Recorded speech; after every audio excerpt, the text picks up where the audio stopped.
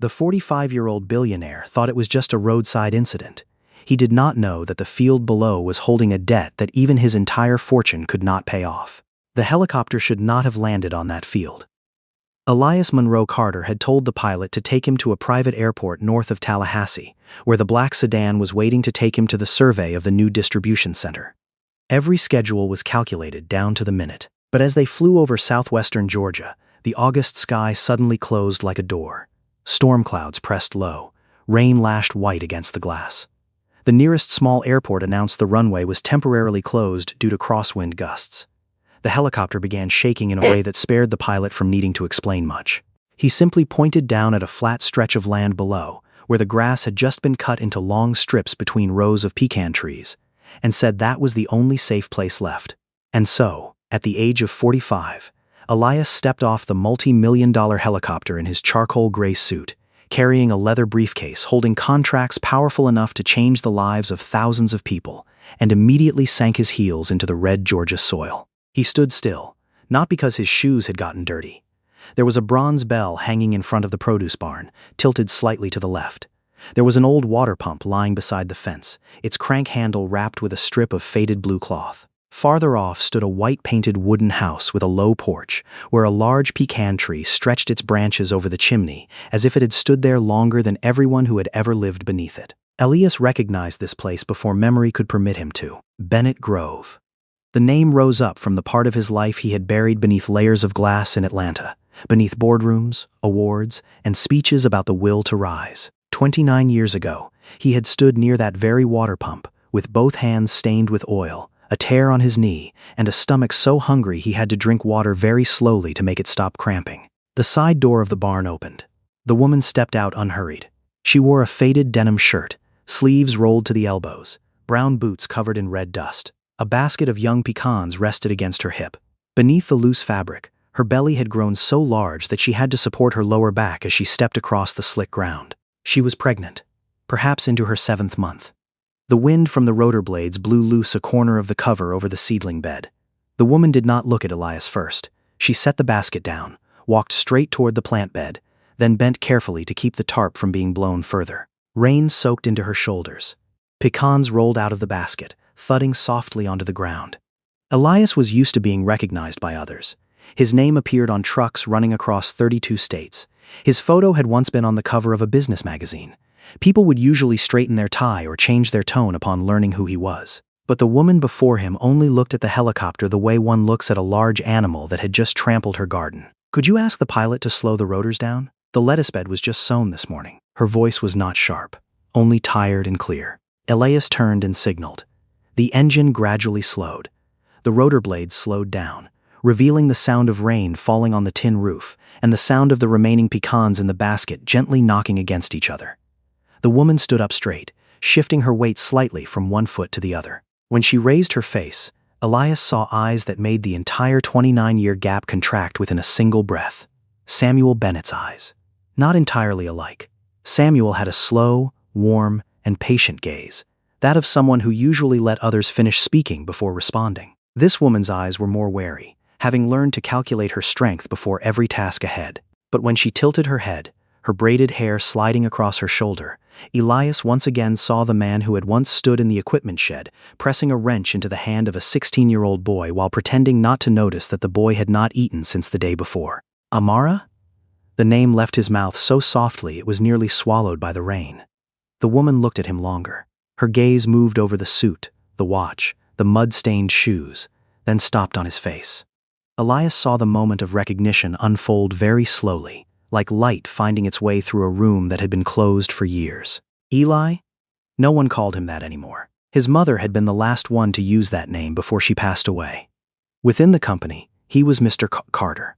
On television, he was the founder of Carter Cold Chain, one of the most successful black entrepreneurs in the South. But under the Georgia rain, before the pregnant woman and the rusted bronze bell, he was Eli again, the boy who once slept in an old Buick yet still came here every afternoon to work as though he had a home waiting for him. Stay with Elias and Amara as the truth about Bennett Grove slowly comes to light. And if you believe that genuine kindness is never truly forgotten, please take a moment to like this video and subscribe to the channel so you won't miss the heartfelt stories still to come. Amara bent down to gather the pecans. Elias stepped forward to help, but she had already collected most of them before he arrived. As he bent down, the leather briefcase slipped from his hand and fell into the mud. She looked at it, then looked at him. Something close to a smile flickered across her tired face. My father used to say this land doesn't care how much money a person has made. Elias picked up the briefcase. Red mud clung to one corner of the leather. He was right. My father was usually right at the moments that made others most uncomfortable. She lifted the basket up, then stood still for a few seconds to catch her breath. Elias looked at the house behind her. The paint on the railing had peeled. A gutter sagged downward. Beside the steps were 3 crates of vegetables not yet moved into the barn before the rain. "Where is he?" Elias asked, though the silence around the farm had already told him the answer. Amara looked toward the large pecan tree. "Dad passed away 6 years ago. My mother followed 11 months later."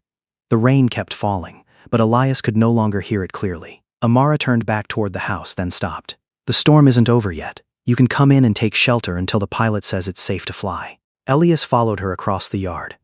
As he stepped onto the porch, he saw through the screen door a small kitchen, an old wooden table, and a refrigerator covered with bills, appointment calendars, and handwritten notes. On top of the refrigerator sat a blue tin lunchbox. Most of the paint had peeled away. The handle had been replaced with a strip of leather cord. In the right corner was a crescent-shaped dent left by a 16-year-old boy who had once dropped it onto the concrete floor, then lied that he was not hungry even though half a piece of cornbread still remained inside. Elias stopped right in the doorway. Amara had walked a few more steps before realizing he was no longer behind her. She turned back, one hand supporting her lower back, while his eyes could not tear away from the lunchbox that had been waiting there for 29 years. Amara followed the direction of his gaze, then set the basket down on the table.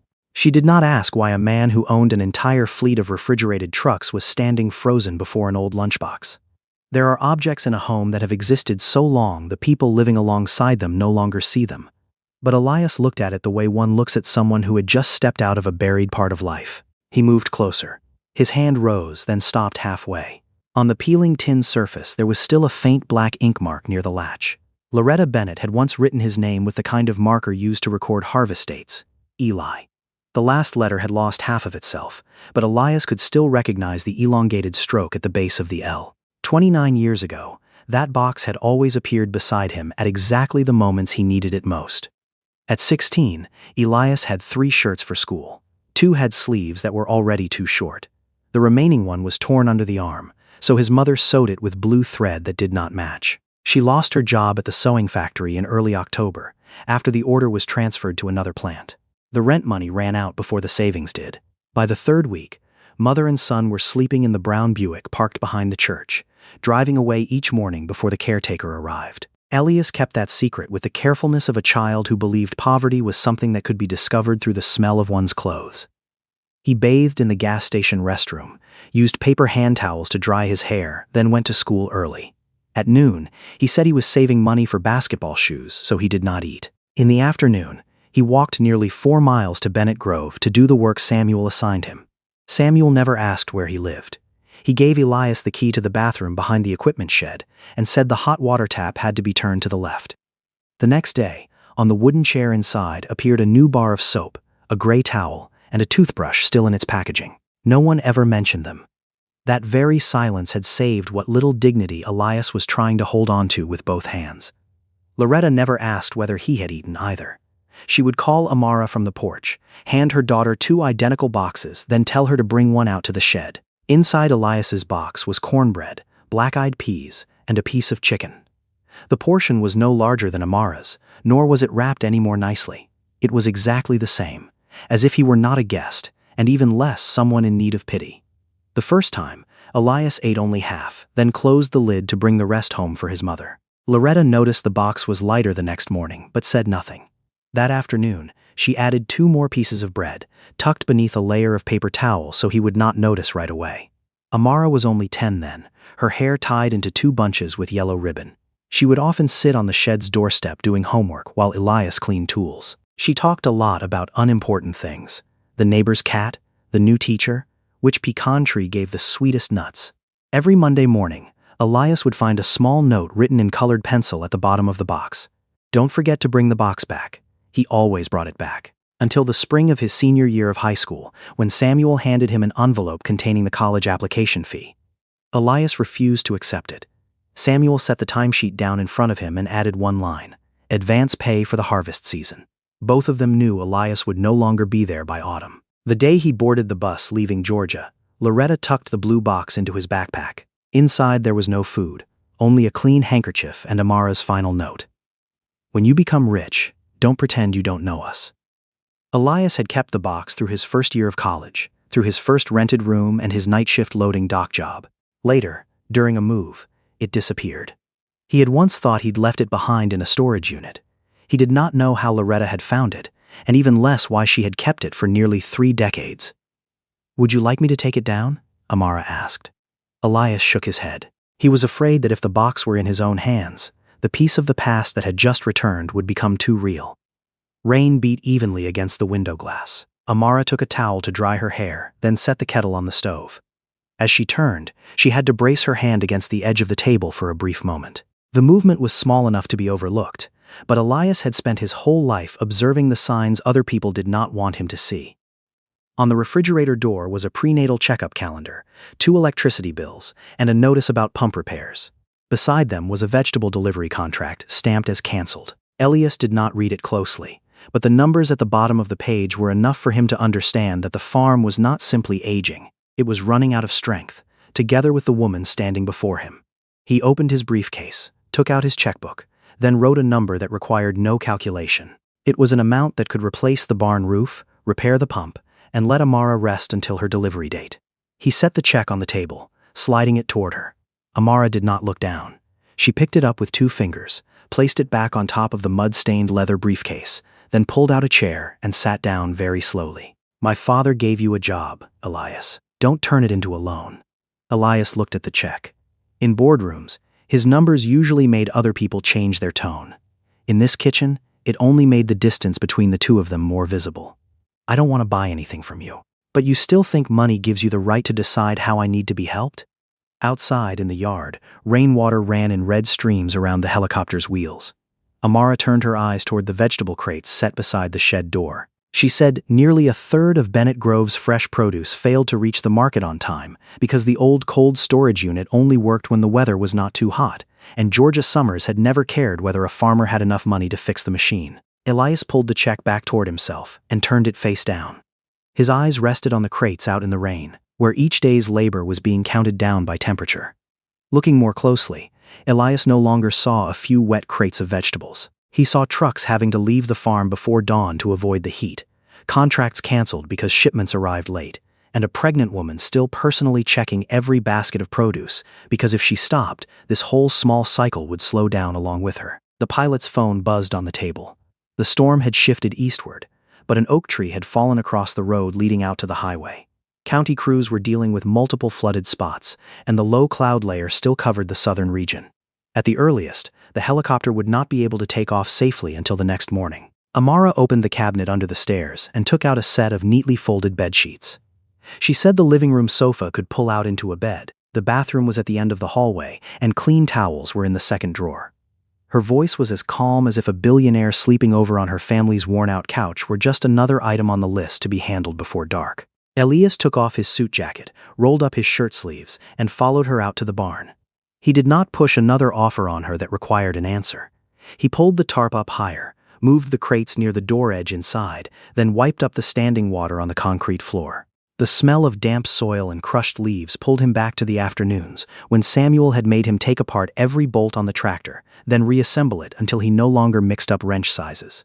Back then, Elias thought the man was teaching him to fix machines. Years later, he came to understand Samuel had been teaching a poor boy how to see a task through properly, so that hardship would never become a reason for him to think himself less than others. Zay Bennett arrived when the rain had eased. He got out of an old pickup truck, carrying a chainsaw and a coil of rope, then paused when he saw the helicopter out in the field. His eyes moved from Elias to Amara, then stopped on the leather briefcase on the doorstep. Zay had already recognized him from billboards near Atlanta, but the way he nodded was barely polite enough, like someone young who had already grown too used to people with money looking at this land as property whose value had not yet been properly extracted. Amara introduced them briefly, then handed him the key to the tool shed. Zay pulled out the chainsaw, intending to head toward the fallen tree alone. Elias picked up the gloves hanging on a nail. "He'll come along." Zay looked at his shoes. Muddy road. Elias put the gloves on. "I used to know that." They walked nearly half a mile down the red dirt road. The rain had made the mud cling in clumps under their soles. Zay operated the chainsaw. Elias dragged branches, tied rope, and cleared each log to the roadside. He was slower, but he did not complain and did not call his own people in to do it for him. Near noon the next day, the cloud layer had lifted high enough. The pilot asked Elias if he would be returning to Atlanta with him. Elias looked at the crates of vegetables being moved out of the damp area, looked at Amara sitting at the sorting table with a small fan, turned toward her, then told the pilot to fly back alone. The helicopter lifted off the field, carrying away the last loud sound of the world Elias once belonged to. That afternoon, he and Zay checked the water pump. The casing had rusted around the bolts, the wiring temporarily bound with black electrical tape. Elias recognized that Samuel had once marked the positions with small streaks of white paint. He still remembered the old rule: never take anything apart before knowing exactly where it goes back. "Mr. Bennett really taught you?" Zay asked. "He taught me more than I understood at the time." Zay did not ask further, but from that moment on he no longer called him Mr. Carter. That evening, Amara set 3 food containers on the table. She cut the piece of chicken into 2 portions, put the larger one into Zay's container, then kept only vegetables and bread for herself. When she turned away to get water, Elias swapped his container with hers and kept eating. Amara noticed after the first bite. She looked at the piece of meat, then looked at him. Elias kept his head down, slowly tearing his bread. That small gesture made the kitchen fall quiet in a very old, familiar way. Loretta had once swapped plates with others using that same discretion, as if giving in a way that would force the receiver to say thank you was itself a kind of taking back. After dinner, Amara led Elias down the hallway to get a blanket. The last door stood slightly ajar. Inside was an unfinished nursery, walls painted cream, a crib still wrapped in plastic, and a guitar leaning near the window. On the wall were 3 wooden slats forming a bookshelf, but the middle one sagged slightly. "Marcus made this room," Amara said. "He thought there was still plenty of time to finish it." Marcus Wells had passed away one morning in early February, when Amara had just learned she was 5 weeks pregnant. A heart attack had come quickly while he was repairing the eastern fence. He managed to call her, but did not manage to see the first ultrasound photo she had tucked in her shirt pocket to bring home and show him that evening. Elias did not offer some small, comforting phrase before a room that still held the belongings of someone who was gone. He bent down, picked up the screwdriver by the wall, removed the crooked wooden slat, remeasured the screw hole, then fitted it back evenly. Afterward, he returned the tool to its place and stepped back out of the room. The next morning, Amara woke before 6. Elias heard the barn door open and followed. She was moving crates of tomatoes onto the sorting table. Just as he stepped up, she froze, one hand gripping the door frame, the crate tilting off her hip. Elias managed to catch the bottom of the crate before it fell. The color drained from her face. Amara stood still, breathing very slowly, as if trying to force the room to stop spinning. Her fingers around the wooden edge were still trembling when Elias lowered the crate to the floor. Elias set the crate down so slowly that not a single tomato bumped against another. Amara was still gripping the door frame, eyes closed, her breathing broken into short, shallow beats. He stood close enough to keep her from falling, his open palm hovering beside her elbow. The phone in Amara's pocket buzzed. On the screen appeared the name Dr. Simone Hayes. The call had already been scheduled since the night before, after Zay secretly texted that his aunt was still hauling crates. Amara looked at the name, then looked at Elias as if he too had a part in that small betrayal. But she no longer had the strength to be angry. Simone asked about the dizziness, the level of headache, and whether Amara had seen any flashing spots before her eyes. The silence stretched long enough for Elias to understand the answer. The doctor asked her to come to the clinic that very morning. Amara reached for the pickup truck keys. Elias stood by the driver's door, palm open. After a few seconds, she placed the keys into it. The road to the clinic stretched nearly 40 miles. After the storm, water still pooled along both sides of the road. Broken pine branches lay close to the shoulder, and phone signal disappeared whenever the truck passed through a low dip. The pickup shook slightly at high speed, the right air vent did not work, and the fuel gauge sat just above a quarter tank. They passed a low brick building with a parking lot overgrown with grass. The sign out front still read Bellwether County Medical Center, but the glass doors had been boarded over with plywood. "That place used to have a delivery ward," Amara said. "My mother gave birth to me there." She did not mention that the place had closed 3 years earlier, did not say that since then, women in the area had to time their appointments around rain, gas, money, and who could watch the farm. These things had become ordinary enough that the people living with them no longer spoke of them as hardship. Elias gripped the wheel gently. His whole life, he had built networks so that food could travel across many states while staying at the right temperature. He could locate any single truck among a fleet of thousands with just one screen. But the woman beside him had to travel nearly an hour to hear her child's heartbeat, and for most of that stretch, if something happened, her phone would not be able to call anyone. Amara rested her head against the window. Her face was still pale, but her breathing had steadied. Elias asked if she wanted to hear something to ease the tension. After a moment, she asked him to tell her about his mother. He told her about Ruth Carter, a woman who had once worked 2 shifts at the sewing factory, then come home to unpick faulty stitches from other people's clothes to earn a few extra dollars. She often said she had already eaten at work, though Elias had woken up many nights and seen her plate still clean in the sink. One winter, she bought her son new shoes but kept stuffing cardboard into the soles of her own so water would not soak through to her socks. "Did she know you were awake when the 2 of you slept in the car?" Amara asked. "She thought I was asleep. I thought she was asleep. Both of us pretended because neither wanted the other to see how scared we were." Amara turned her face toward the window. Her thumb slowly traced a circle over the fabric covering her belly. Elias did not know whether she was thinking of Marcus, of her parents, or of the child who would step into a world where its mother had had to be strong for far too long. Dr. Simone Hayes met them right in the hallway. She was a tall woman with short gray hair, wearing sneakers beneath her white coat. She did not scold Amara. She checked her blood pressure twice, drew blood and urine samples, and asked about her sleep, her water intake, swelling in her legs, and the number of hours she spent working outdoors. The results did not yet indicate Amara needed to be admitted immediately, but Simone asked for closer monitoring. If the flashing spots appeared again, if the headaches worsened, or if the baby's movements decreased, she had to go to the hospital without waiting to see whether she would simply feel better after a few hours. "She won't scale back the work on her own," Simone said to Elias, though her eyes stayed on Amara. "Not because she's weak. Because she's used to having no one to lean on." Elias did not answer for her. When the doctor checked the baby's heartbeat, it was Amara who tilted her head toward the empty chair, allowing him to step in. The light in the room dimmed. The machine gave off a few small crackling sounds before a fast, steady, bright sound filled the space. The child's heartbeat. Elias stood by the wall, both hands gripping the back of the chair.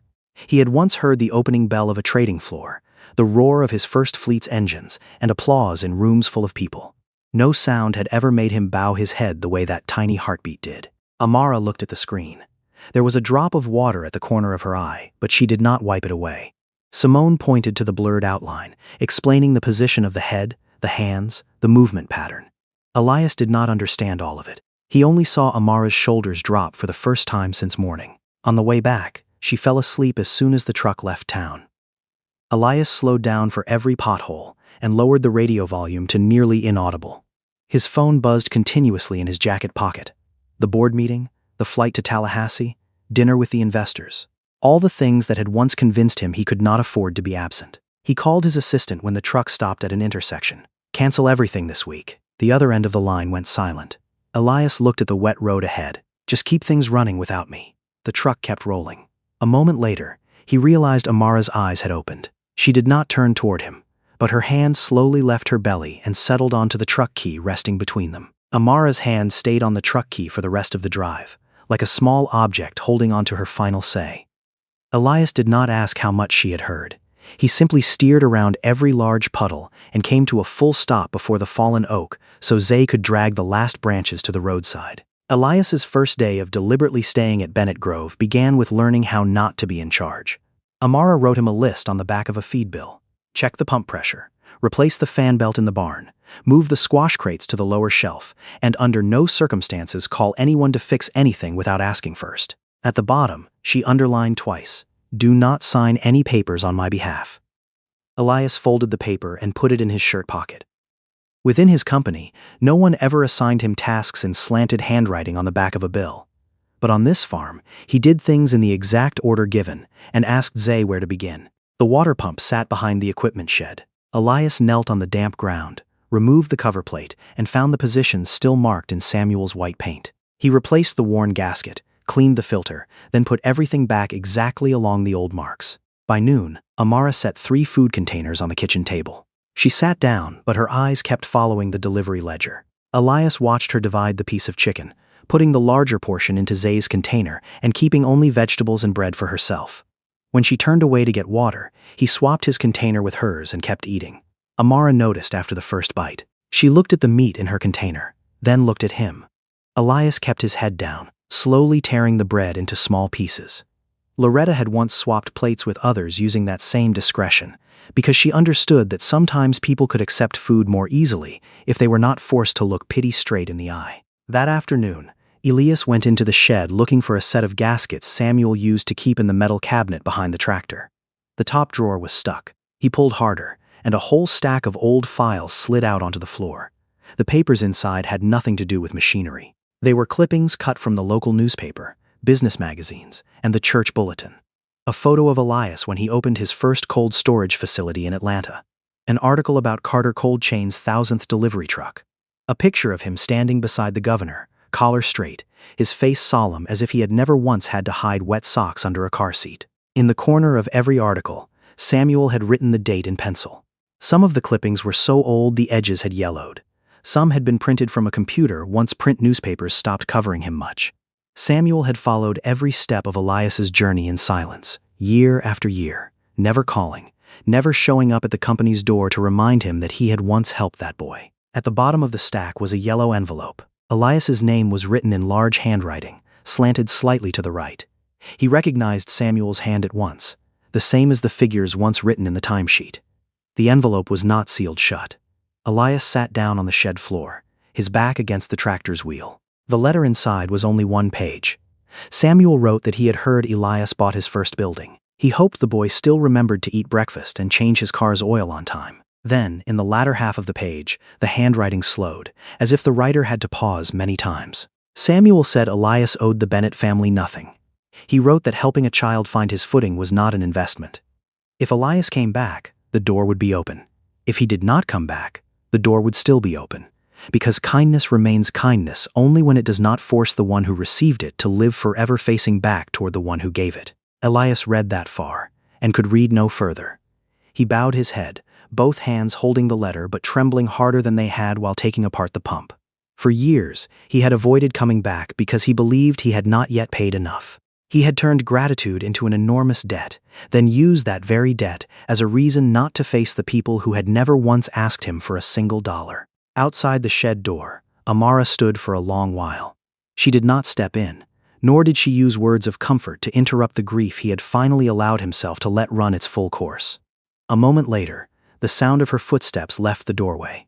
When Elias looked up, on the wooden step sat the blue lunchbox. Inside was cornbread, a peach, and a note folded into quarters. Amara's handwriting had matured, but the sentence written was exactly the same as 29 years before. You still have to bring the box back. Elias pressed the note into his palm, then looked over at Samuel's old work table. Beneath the cracked glass top was a diagram of the farm's cold storage system. The pencil lines faded and many spots left half-corrected. He pulled the chair over, set the letter aside, took a pen from his shirt pocket, and began drawing on the remaining blank space of the page. The first strokes of his pen did not go straight into the cold storage drawing. Elias circled the pump's location, marked the stretch of road that usually flooded after rain, and wrote beside the packing area a short question. Who will run it? That was a question he rarely wrote into plans in his early years. When building Carter Cold Chain, Elias had only cared how fast a system could run, how much loss it could cut, and how long it would take to recoup the investment. He had once believed efficiency was the most honest way to solve every problem. But Bennett Grove was not a spreadsheet.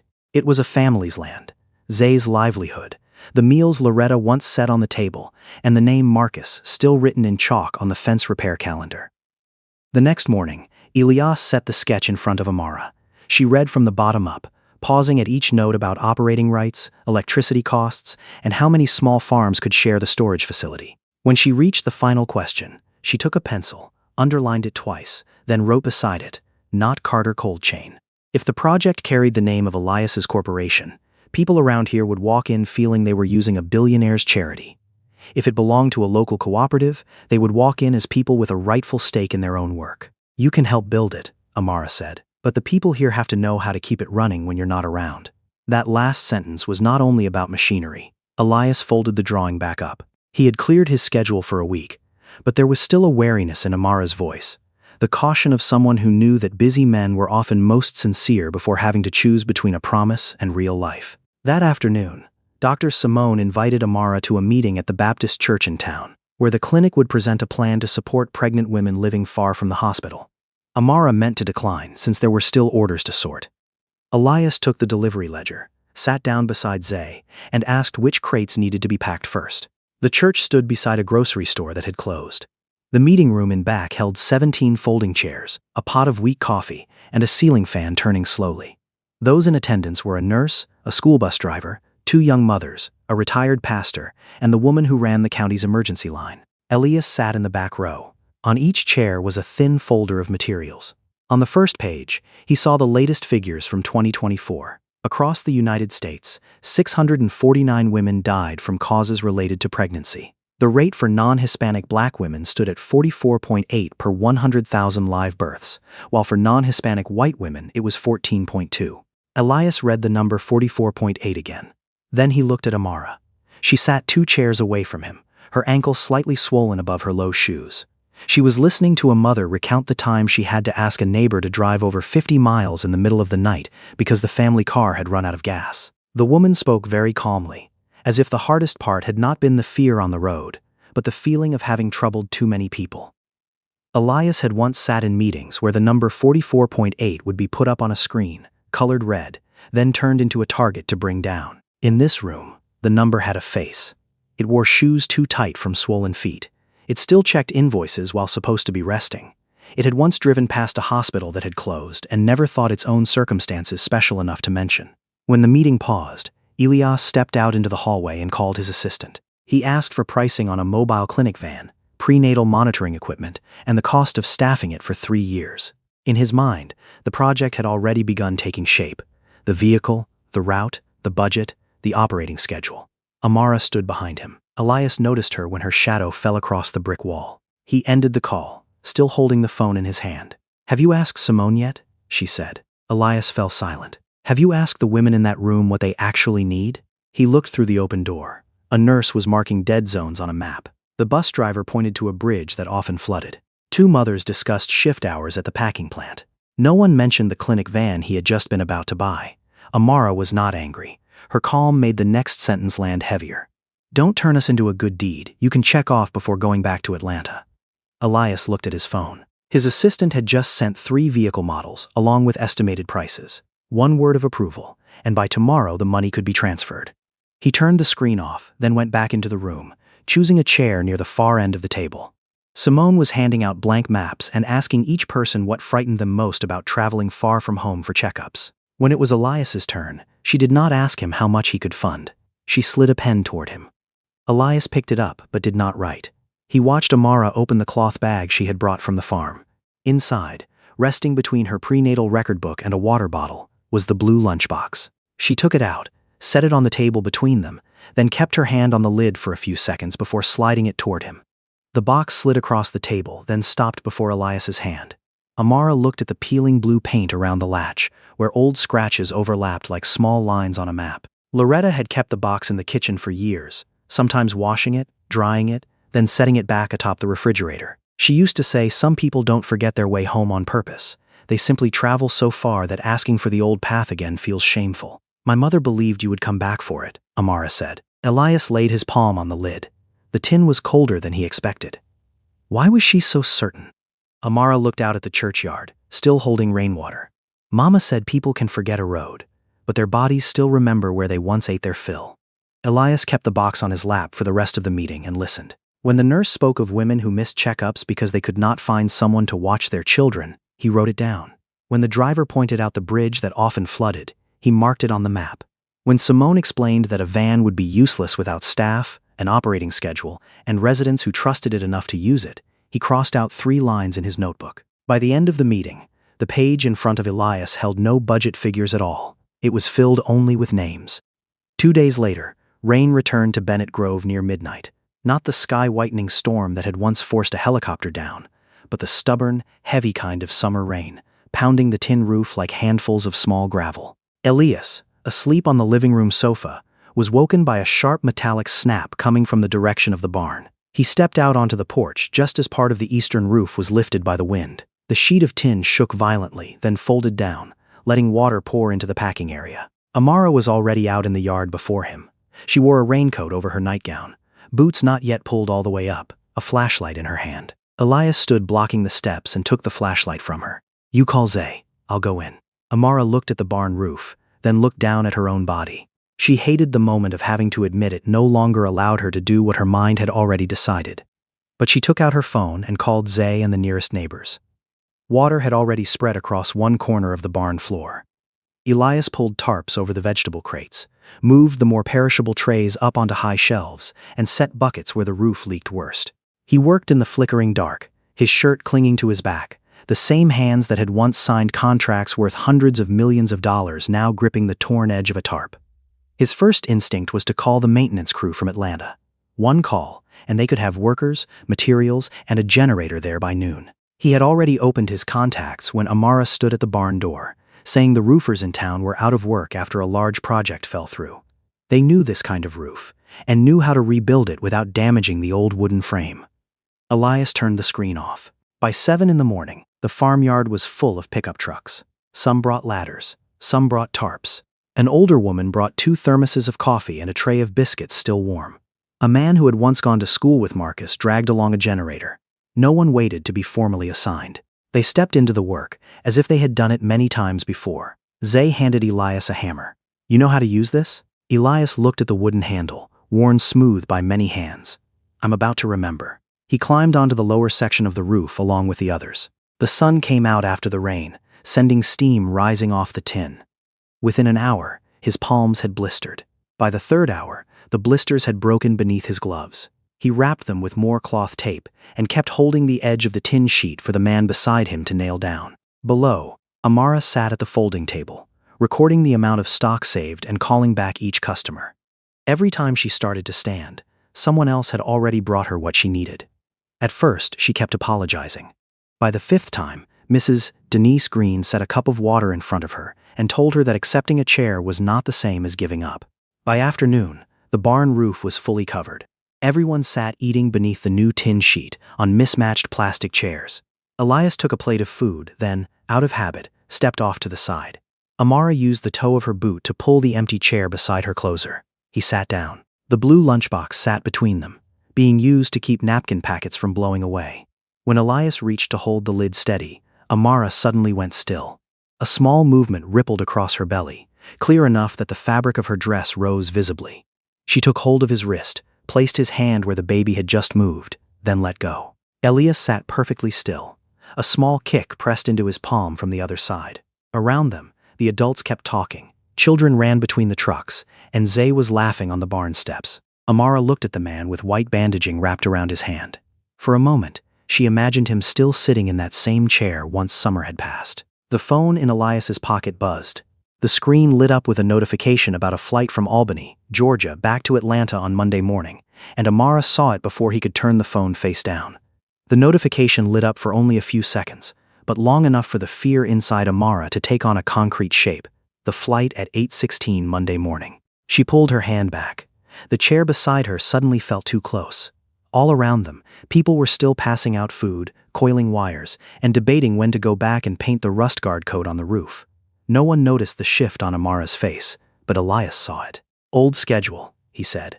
"I hadn't turned off the notification yet." Amara folded the napkin into a small square. "The plane still takes off whether or not you remember to look at your phone." She was not blaming him for having to go back.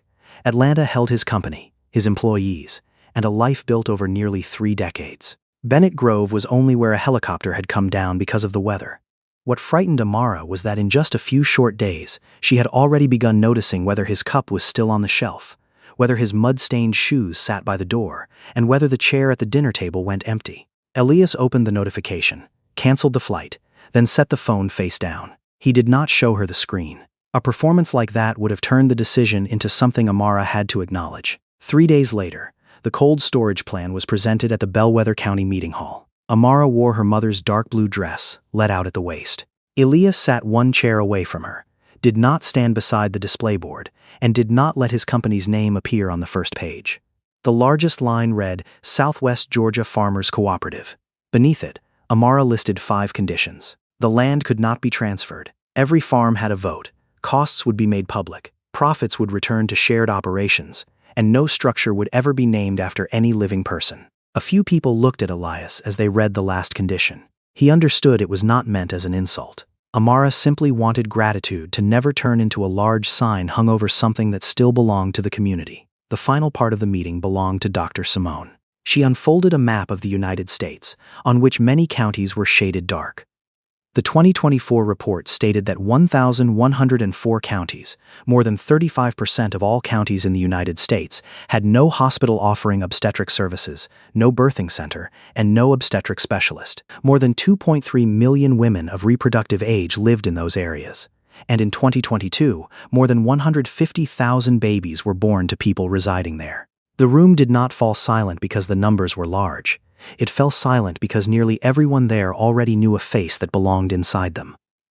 Amara stood, bracing her hands on the edge of the table. She did not repeat the statistics.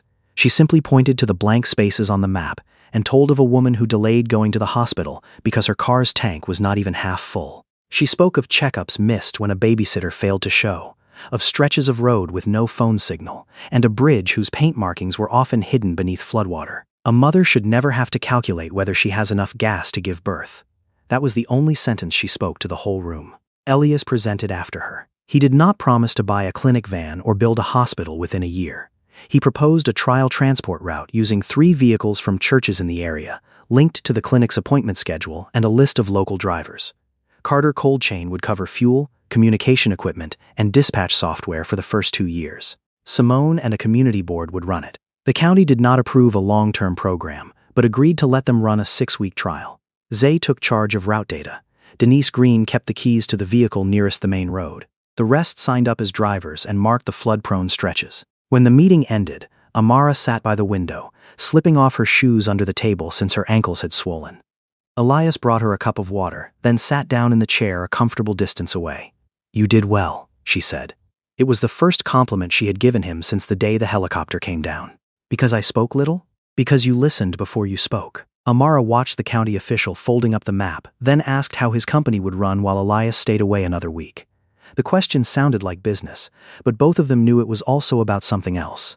Elias took a small set of keys from his pocket. On it hung a metal tag engraved with the address of his penthouse apartment in Atlanta. "I've leased out this apartment for 2 years. Amara turned to look at him. Big decisions frightened her more than small promises did. "You can't change your whole life over just 1 week here." "I'm not changing it because of 1 week." Elias looked at the cup in her hand. "I'm just done pretending that apartment was ever a home." Amara did not touch the keys. She took the blue lunchbox out of her bag, set it on the table, then pulled out the empty chair beside her. Elias stood and moved into the chair she had just cleared. Amara did not look at him as he sat down, but her hand stayed on the back of the chair a few seconds longer before slowly letting go. From that day on, the chair was left open every time they came back to Bennett Grove. Elias understood being invited to sit down was not the same as being granted permission to stay forever. Amara never asked where he would live, nor did she change the way she addressed him. She only added another cup by the sink, handed him the shed key, and stopped startling at the sound of footsteps in the hallway early in the morning. He worked from Samuel's old table in the equipment shed. During the day, Elias and Zay finished the cold storage design and tested the route driving people to the clinic. In the evenings, he held meetings with Atlanta over his laptop but always closed the screen before mealtime. Amara never said she noticed. She simply stopped putting away the leftover food before his calls ended. The pregnancy reached its 37th week on a rainy morning. It was not a violent storm, only a persistent rain that darkened the porch roof and turned the dirt road into a strip of red mud. Elias woke on the sofa before it was fully light, hearing the sound of a spoon touch the side of a cup in the kitchen, then go silent. Amara stood by the table, one hand braced on the back of a chair. In front of her sat an untouched cup of tea and an open delivery ledger. Her face was not pale the way it had been that time in the barn, but there was a very different focus in her eyes, as if her whole body were listening to a sound only she could hear. "How long has it been?" Elias asked. Amara glanced at the wall clock. Another contraction passed through her, making her fingers tighten around the chair back, then slowly release. "About 8 minutes. The support route was in its 4th trial week. The nearest vehicle was kept at the church, its keys held by Denise Green since her house sat closest to the main road. Elias called the dispatch number Zay had set up.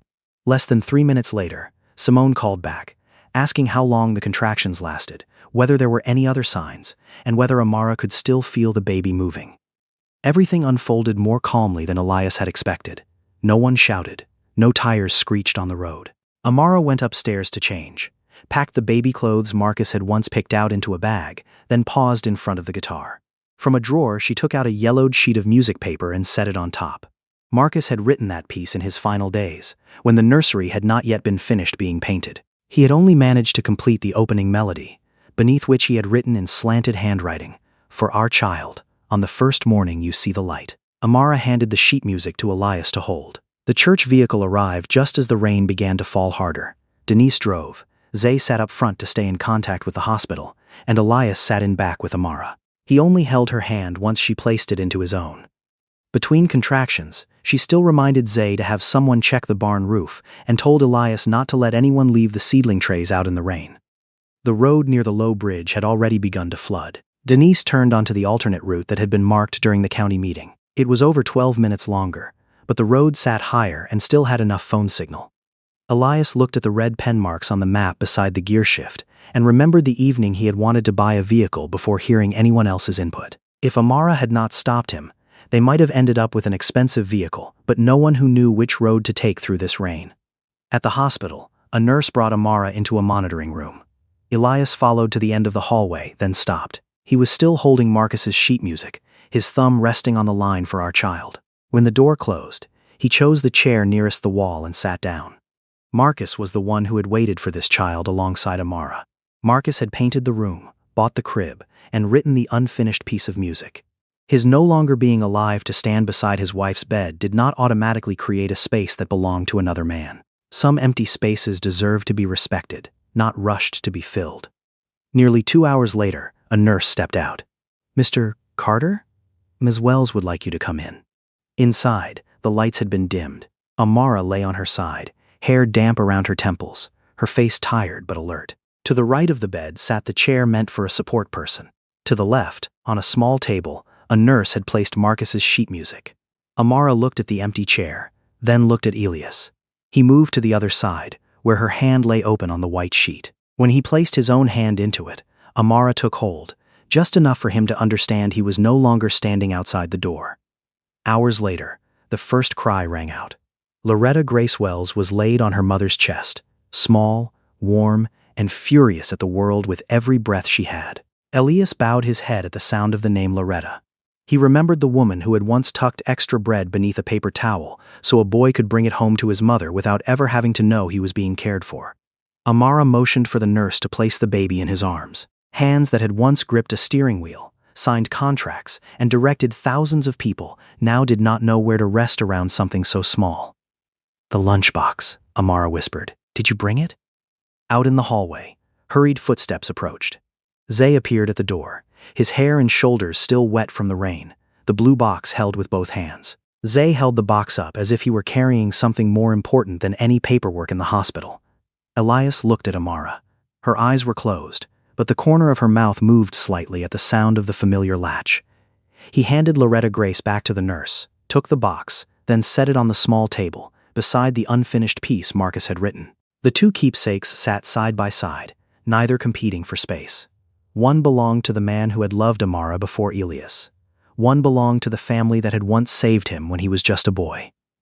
Elias sat by the bed until Amara fell asleep, keeping one finger inside Loretta Grace's small hand, listening to the rain slow outside the window. After mother and daughter went home, he no longer slept on the sofa.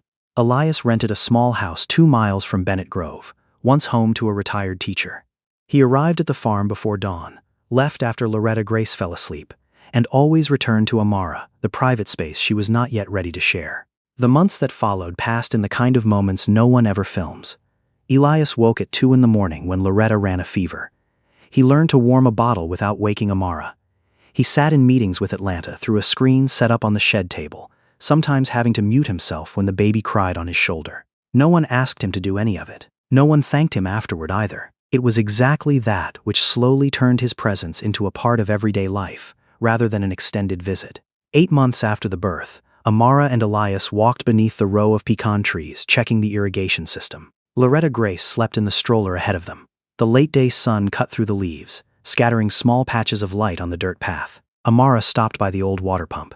"I don't need you to stay just to repay my parents." Elias looked at the streak of white paint Samuel had once used to mark the bolt positions. "I know, and Loretta Grace isn't a reason for you to sacrifice your life. She hasn't taken anything from my life." Amara looked at him for a long while. She had spent months wondering whether Elias's gentleness was gratitude, guilt, or simply the need of a man wanting to fix his past. Not until that afternoon did she finally ask the question both of them had avoided. "So why are you still here?" Elias did not offer a grand promise. "Because for the first time, when I think about tomorrow, I want to see you in it." Amara looked down at his hand. The blisters on his palm had long since healed, but the skin remained rougher than it had been the day he stepped off the helicopter. She laced her fingers through his, then kept pushing the stroller forward. The cooperative cold storage facility opened 10 months later. The building did not carry the name Carter. The sign out front read Bennett Grove Cooperative. Beneath it, the names of 14 farms that had jointly contributed usage rights and votes. On the small information board near the entrance were the figures Amara had insisted remain unchanged. The 2022 Census of Agriculture recorded 32,653 farms with Black or African American producers, spread across 5,323,654 acres, with an average size of 163 acres. That figure remained only a small fraction compared to the 41.4 million acres once operated by Black farmers in 1920. But no one lingered long in front of the board. Everyone was watching Amara hand the operating keys to Zay. He wore a white shirt loose at the shoulders, his hands still bearing calluses from the season of repairing the roof. Elias stood behind, holding Loretta Grace as she tried to yank the pen clipped to his shirt pocket. When the applause rang out, he did not step up onto the platform. He only bent down to hold the child's hand, letting Amara stand among the people who had helped her protect this land. The wedding took place 8 months later, beneath the pecan tree Samuel had once planted. There was no large stage. Wooden chairs were arranged in 2 rows on the grass. Simone brought the cake. Denise handled the flowers. Zay hung lights using the same lengths of rope once used to hold down the tarp on the night of the storm. One chair in the front row was left empty. On it sat Marcus's guitar and the piece of music written for the first morning his daughter would see the light. Amara had placed them there herself. Elias stood beside it but did not touch the chair. When he spoke his vows, he did not say he would replace what she had lost. He only promised to honor everything that had shaped who she was, including the parts that would never belong to him. Loretta Grace, just over 2 years old, slept in Zay's arms through half the ceremony. By the time Elias leaned down to kiss Amara, she woke, looked around, then called out a still not fully formed "Dada." No one had asked the child to call him that. It had simply arrived on its own, after the feverish nights, the countless shoelaces tied, and the hundreds of mornings Elias had still been there. 5 years later, the helicopter that had once landed at Bennett Grove had become nothing more than a story told whenever visitors came to the farm. Loretta Grace ran home from the school bus with both shoelaces undone, the blue lunchbox tucked in her backpack. Elias was usually the one who knelt down to retie them, check whether she had finished her fruit, then set the box on the sink to be used again the next morning. That year's Thanksgiving, 2 extra boards had to be added to the table because more people came than expected. Zay brought his girlfriend home. Simone sat beside Denise.